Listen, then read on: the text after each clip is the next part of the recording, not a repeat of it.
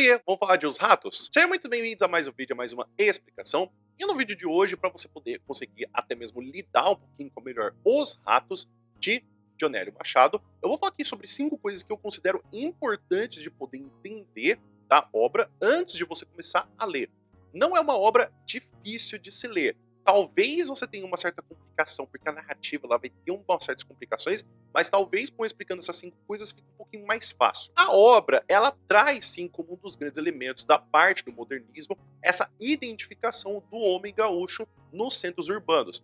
A gente percebe que, inclusive, a narrativa ela é um pouco confusa, porque muitas das coisas que estão acontecendo têm um retorno do passado, ou tem uma intromissão de uma fala, de um pensamento que o próprio Nazianzen ouviu, porque a trama é para deixar você com essa certa angústia e inclusive essa confusão mental. O Nazianzen não é uma pessoa que vai fazer muitas coisas, ele é mais uma pessoa que vai reagir e inclusive levar em consideração o que as pessoas estão falando para ele do que realmente tomar alguma decisão. Então isso leva a gente à primeira coisa, que é o Nazianzen, ele não é uma pessoa que ele está contra o sistema, muito pelo contrário, ele está aceitando a situação urbana de precisarmos de outras pessoas para poder resolver o nosso problema.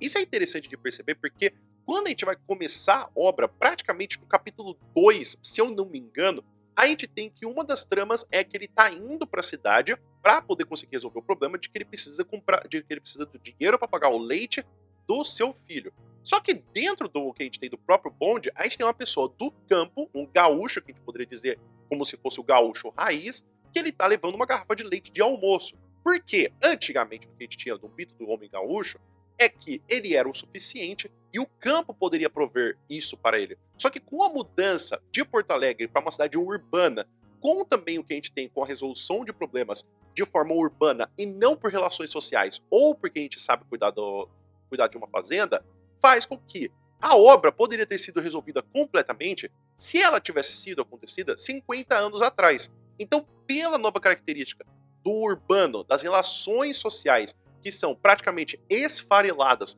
porque a gente tem esse contrato social de que a gente precisa pagar dinheiro, a gente precisa de alguém que faz esse serviço, e não que nós mesmos podemos resolver o problema, vai girando essa trama. Uma das segundas coisas que pode acontecer, que vai chamar muita atenção, que o próprio Nazianzen não possui uma percepção, é que não há vergonha por parte dele de ele precisar de ajuda. Então ele pede dinheiro emprestado, ele aposta no jogo do bicho, ele fica devendo dinheiro, mas não é porque ele está gostando da situação. O que a gente tem é um sistema econômico que força ele a fazer com que ele precise sempre de alguém, que o dinheiro dele nunca é o suficiente, que ele precise viver cada vez menos, e ele aceita. Então essa situação econômica não é que faz com que ele sinta vergonha de ele estar dentro dessa situação, mas é que ele aceita porque ele nunca soube de outro tipo de vida que ele poderia ter na sua vida. A terceira coisa é a trama psicológica. Assim como eu falei pra você, ele não é uma pessoa que age, ele não é uma pessoa que vai fazer as coisas. Ele sempre vai ter, muitas das vezes, o que ele precisa fazer, dito por outras pessoas, e a confusão mental é também transferida para o que a gente tem pela narração. Então a gente precisa levar em conta também que o Nazianzen é uma pessoa que pensa muito. Pela falta de fazer, ele fica muito pensando, principalmente em hipóteses e coisas que poderiam acontecer. Como, por exemplo, se ele tivesse dinheiro, o que ele poderia fazer? Se o plano dele não der certo, o que ele vai fazer? Se o plano dele antes tivesse funcionado, o que ele poderia ter feito? Então, muito do que acontece com a trama dele é pensando nesse CCC, caso, caso, caso. O que faz com que realmente se torne um pouco confuso, mas é essencial porque o sentimento do Nazianzen é de confusão mental também. O quarto ponto muito importante, que meio que conversa com a primeira coisa que eu falei, é a decadência do mito do homem gaúcho.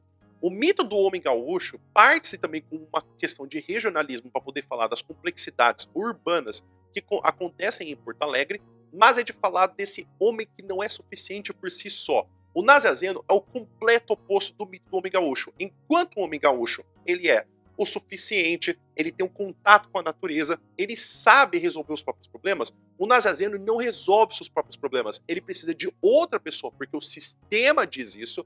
Ele não tem contato com os animais, inclusive até mesmo os bichos que tem perto dele e as pessoas que andam perto dele, a que a gente vai ter de descrições e explicações são de movimentações e barulhos como se fossem de ratos. Inclusive porque o próprio nome de rato traz também não somente uma ideia de uma pessoa que está acostumado com um sistema ou acostumado com um local.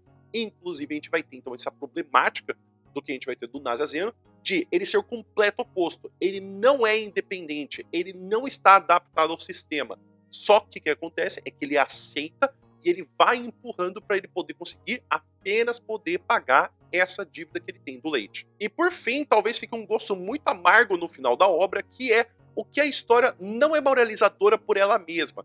No final da obra, a gente vai ter que, isso é um grande spoiler, ele consegue pagar sim a sua dívida. Só que a história não ensina, por exemplo, uma coisa que a gente tinha do romantismo e do classicismo, que é essa ideia de que a história vem para poder ensinar uma moral. A história é para poder mostrar uma angústia. Então a história ela é cíclica. Então se ele resolver esse problema, ele ainda tem tantos outros problemas que o que a gente tem é apenas um recorte da sua história. Por exemplo, a gente não sabe por que ele continua recebendo cada vez menos dinheiro. No final da obra, ele ainda vai ter que explicar para o trabalho por que ele faltou no dia anterior de trabalhar. Inclusive, ele continua devendo dinheiro para os amigos que ele tem também.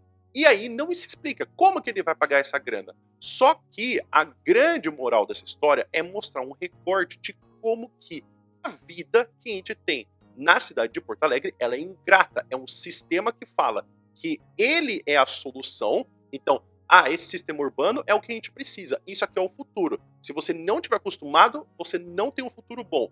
E que ele faz de tudo para poder te excluir e para poder te tornar miserável. Então é isso, pessoal. Espero que vocês tenham entendido, espero que vocês tenham gostado. Eu tenho aqui 5 coisas que eu acho interessantes de saber antes de ler a obra, apesar de que eu acho que tem tantas outras coisas que poderiam ser ditas para poder saber antes, mas que inclusive eu vou deixar para vocês. O que você acha que é interessante saber dessa obra antes de ler, ou até mesmo se tem alguma dúvida sobre o livro? Escreve aqui nos comentários, por gentileza. O vídeo vai ficando por aqui. Muito obrigado por todo mundo que ficou até aqui. Espero que você tenha um bom dia e a gente se vê no próximo vídeo.